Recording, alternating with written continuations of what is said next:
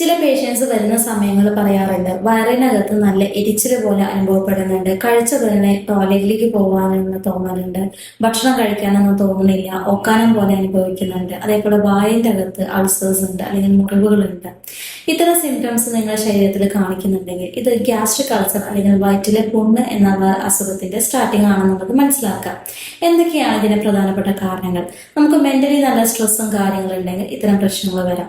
അതേപോലെ തന്നെ അമിതമായിട്ടുള്ള എരിവ്, മസാല അല്ലെങ്കിൽ വിനാഗിരി ഇത്തരം കാര്യങ്ങളൊക്കെ നമ്മൾ ഉപയോഗിക്കുകയാണെങ്കിൽ ഇത്തരം ബുദ്ധിമുട്ടുകൾ സ്റ്റാർട്ട് ചെയ്യാറുണ്ട്. അതേപോലെ തന്നെ കറക്റ്റ് സമയങ്ങളിൽ നമ്മൾ ഭക്ഷണം കഴിക്കാതിരുന്നാലും ഇത്തരം ഗ്യാസ്ട്രിക് അൾസേഴ്സ് സ്റ്റാർട്ട് ചെയ്യാം.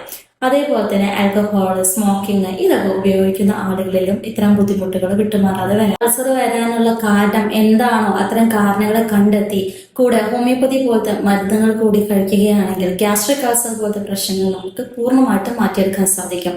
ഗ്യാസ്ട്രിക് അൾസർ സംബന്ധമായിട്ട് നിങ്ങൾക്ക് എന്തെങ്കിലും സംശയങ്ങൾ ഉണ്ടെങ്കിൽ താഴെ കമന്റ് ചെയ്യുക.